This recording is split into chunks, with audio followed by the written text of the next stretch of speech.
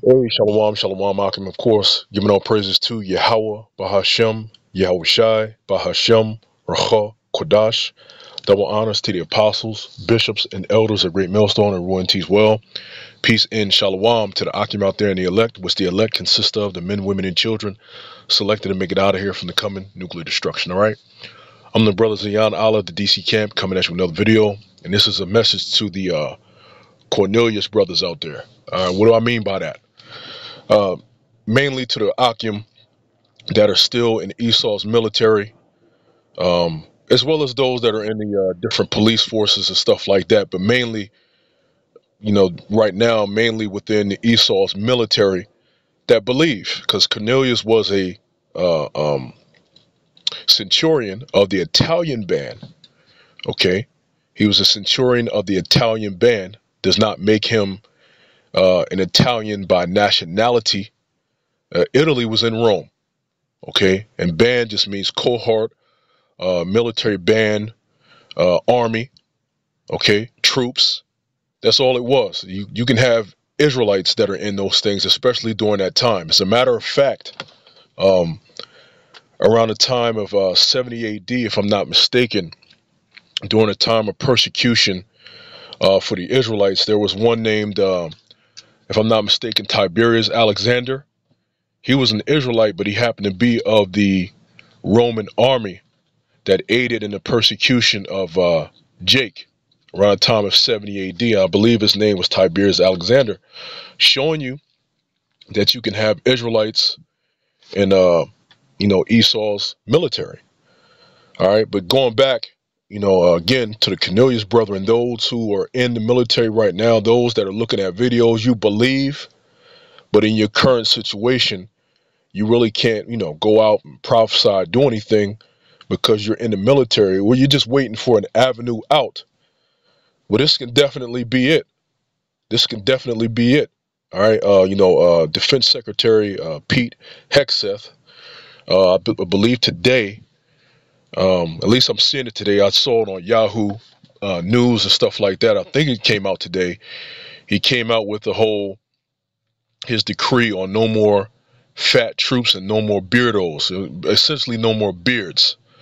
Okay, and I'm gonna play the clip for you. All right, he's showing you who he is. Esau, they're the ones who don't believe in having beards. I think in his address he said, if you want to have a beard, join special forces. So special forces, they're a little bit more free and a little bit more lax on how they look because they travel around the world doing certain jobs. So that rule really doesn't apply to them, even though they're in the military. But for the standard troops around Esau's military, they have, no matter Air Force, Marines, Army, Navy, no matter what, National Guard, no matter what, this rule is to them that they ought not to be fat, of course. And of course, that's reasonable. You don't want people that are out of shape that's fighting in your military, because that's a hindrance. So of course you get that. But the other thing was no beardos. And they're showing you who they are. They're showing you that they're the Edomites. The Edomites do everything contrary to the scriptures. They're the ones who can shave and have a clean face like this guy. Look at this guy's face. He can have a clean ass face with no bumps. All right. They're showing you who they are. Okay. And when they make a decree of having no beards, who does that really affect? It affects Jake, because Jake is the one who gets those bumps, pseudofolliculitis Barbie, okay, aka razor bumps. That's why a lot of Jakes in the military, they get shaving waivers, okay, so that they can continue to perform their job with a little bit of beard on them, because if they don't, they'll have these nasty bumps. Well, now he straight up said it. He straight up says it. Matter of fact, let me just go right into it. And that's why today, at my direction, the era of unprofessional appearance is over. No more beardos. The era of rampant and ridiculous shaving profiles is done. See? The era of rampant and ridiculous shaving profiles is done. So even if you have a legitimate shaving profile from a medical facility, that's done. And who are the ones who have shaving profiles? Jake. So he even said it, if you want to be fat or you want to continue to have a beard, look for another position or look to get out of the military, essentially. And that may be, a way for the Cornelius brothers to get out. All right. You may use that as a condition. And guess what? You can get out. All right. You can get out before the shit happens. Because guess what? It's funny because they're making all these rules, but there's going to be a draft anyway where they bring people back in, and they're not going to have that standard. When you're bringing everybody back in for a draft, I don't know if they're going to do a mass hair cutting and all this other stuff when you bring in so many people in a draft to send them downrange, so to speak. I don't know if they're going to have that same standard because it's too many people and it's a draft. All right, but for right now, this could be an opening for the Cornelius brothers to what? Use this as a way to get out. And you might get out with a honorable. It might be one of those terms where you get out even with an honorable discharge because it's a medical thing. All right? Keep playing it. Simply put, if you do not meet the male level physical standards for combat positions, cannot pass a PT test, or don't want to shave and look professional, it's time for a new position or a new profession. There you go. See that? So let me get the scripture. Leviticus 21:5. They shall not make baldness upon their head, neither shall they shave off the corner of their beard, nor make any cuttings in their flesh. Right? You see that? And Esau is the exact opposite. He believes in cutting your beard off. He believes in being smooth-faced. That's this guy. Matter of fact, let me look at this word beard in ancient Hebrew to see anything on. We looked it up before, years ago, of their beard. Notice it says zaquan, beard, right? Notice it says from age 2204, to be old, become old, grow age, show age, aged man, zaquan, kind of like where you get the other zaquan of an elder, right? Chin, beard. Look at the Chaldee lexicon. The bearded chin of a man, right? See if they have anything else. The entire entry, chin. Okay, lower jaw, a beard as growing. Okay, so it just tells you the beard. So when I went to right here, when I went to what was the significance of men having a beard in the Holy Bible? Just to, of course, there's the what is that? What's this? Where's the I just threw my train of thought off. The Zondervan dictionary. When you look up beard, it's a sign of manly dignity, right? And this is DeepSeek, what I like to go into. Like I always say, a lot of brothers use ChatGPT and other platforms. I like to use DeepSeek, right? Essentially the same type of thing. So they say, of course, the significance of beards in the Holy Bible is multifaceted, representing identity, holiness, maturity, and mourning. It was a powerful physical symbol deeply embedded in the culture of the ancient Near East. A sign of maturity and manhood. In the biblical world, the beard was a primary marker of an adult male. Shaving was often associated with boys and eunuchs. To have a full beard was to be a mature man, ready for the responsibilities and privileges of adulthood, a symbol of covenant, identity, and holiness. For the Israelites, the beard was a sign of their set-apart status as Yahweh's chosen people. Leviticus 19:27 and also 21:5, which we read. So we'll read 19:27. You shall not round off the hair on your temples or mar the edges of your beard. For priests, the command was even stricter. They shall not make bald patches on their heads, nor shave off the edges of their beards, nor make any cuts on their body.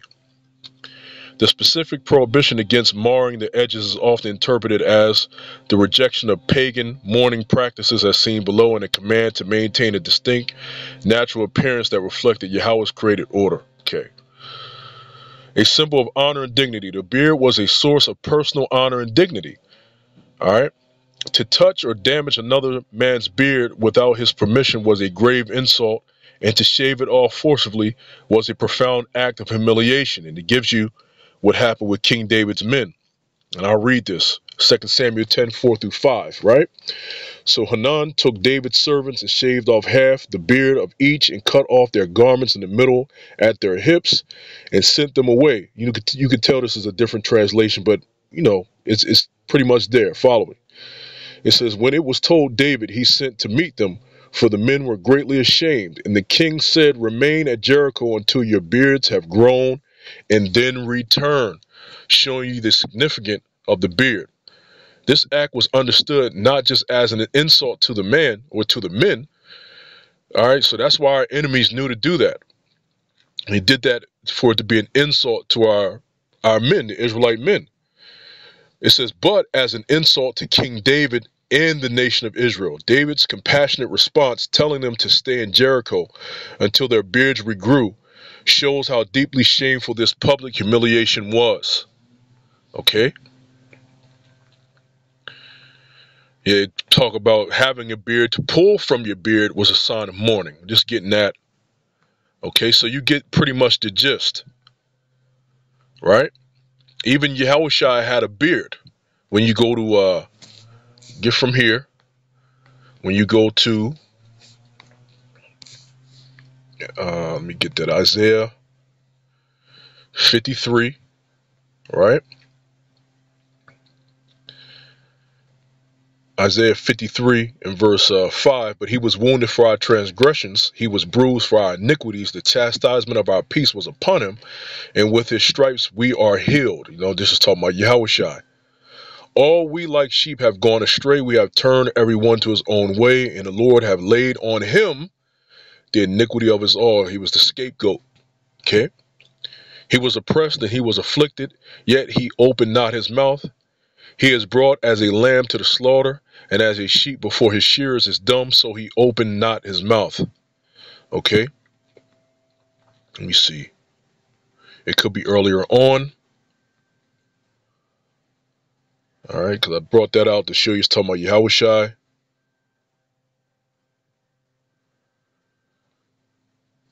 Thought it was one.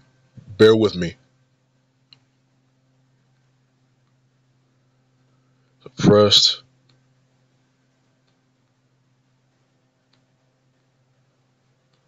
Please, Lord, bruise him. Thought it was one. Maybe I'm getting it mistaken in Isaiah 53, but I know I know it was one where they pulled out the Lord's beard.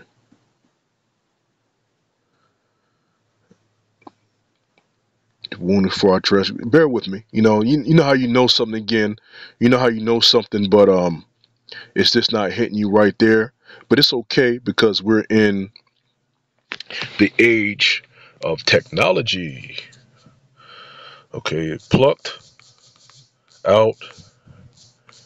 Because they're gonna say Jesus, right? Okay, Isaiah 50 and 6. Let's see. That's what they said real quick.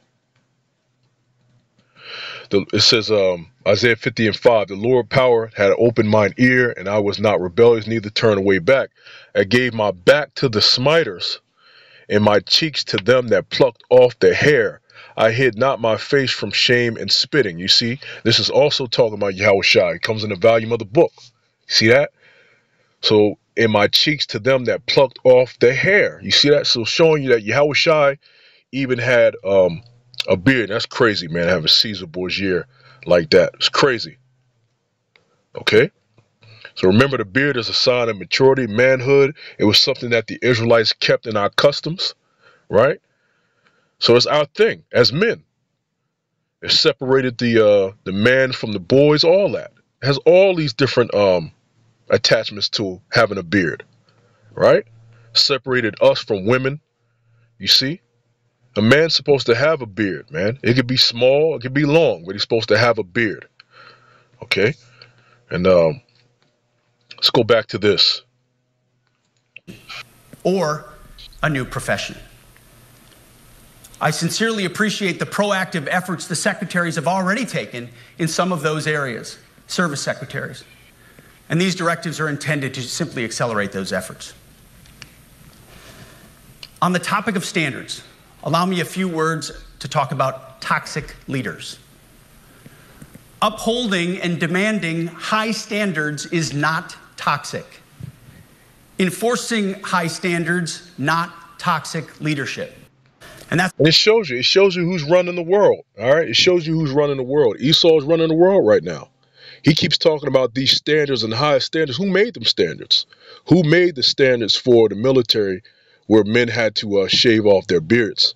Unless you're special forces, of course, unless you're doing extra dirt that we want you to do. Special forces going around the world doing the extra dirt, then you can kind of blend in and look certain ways and stuff like that. Then that's okay. But the average soldier, you gotta shave your beard off and cut it off and have the standard of excellence and stuff. Shows you who's running it.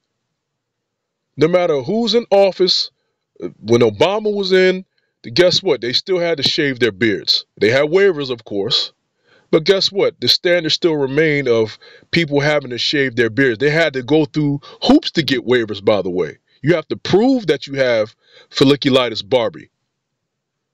You see, pseudo folliculitis barbae. Again, the term for razor bumps. You had to prove that. So you had to jump through hoops to get that. They didn't give it to everybody. You know, it could now, since I've been in, you know, when I was in the military, things could have changed now. But back then you had to jump through hoops to get a waiver. All right. Who is this mainly affecting? This is affecting Jake, right? It's affecting the Jake man. More so those of the tribe of Judah, you know, the southern kingdom more so, all right, heavily. All right, so guess what? It might be, all right, look, he said they're pushing efforts to have this, expedited. What did he say? How did he word it? Let me go right here. Topic of standards. Allow me a few words to talk about toxic leaders. Upholding and demanding, and these directives are intended to simply accelerate those efforts. Yeah, these directives are intended to accelerate those efforts. So yeah, they're probably pushing it heavy. Since he made that speech, they were right on it right now as we speak. So this is an opportunity for Cornelius Brothers, right, to possibly use this to get out. Because if not, the longer you stay in, it's going to be even harder. The longer you stay in is going to be even harder, all right, to move and get out and maneuver. All right. This is Acts 10. Right? This is Acts 10 and verse 1. There was a certain man in Caesarea called Cornelius, a centurion of the band called the Italian band, a devout man and one that feared the Most High with all his house, which gave much alms to the people and prayed to the Most High always. See? So it shows you, right? If there's one example of a centurion, guess what? There's many others. Right? Cornelius also had other men that was with him. They were also Israelites. So it shows you it's not just a centurion level, it's different levels, all right, to those that are in the military, different rank. And you got men out there, all right, and you got the women, of course, you got the women in the military, which is crazy, right? But guess what? He even said there's a standard for you. He said the women are supposed to meet the male standard. They're all supposed to have one standard. And in the military, there was always a difference. There was one for men and one for women because women were physically weaker than men. So you had a standard for women as well. Now he's saying they all have to have one standard. So that might be a way for the women that are in there to get up out of there, the ones who believe. All right? Just before, later on, they come with that draft and bring most of the people back and stuff like that. Just think upon that. Because by scripture, you know that there are ones in the military who believe. It's going to be that way. So this is a message to the Cornelius brothers out there. All right? Call Haloyim, Yahweh, Bahashim Yahushai, Bahashim Kal Kodash. And as always, to the elect, I say double shalom.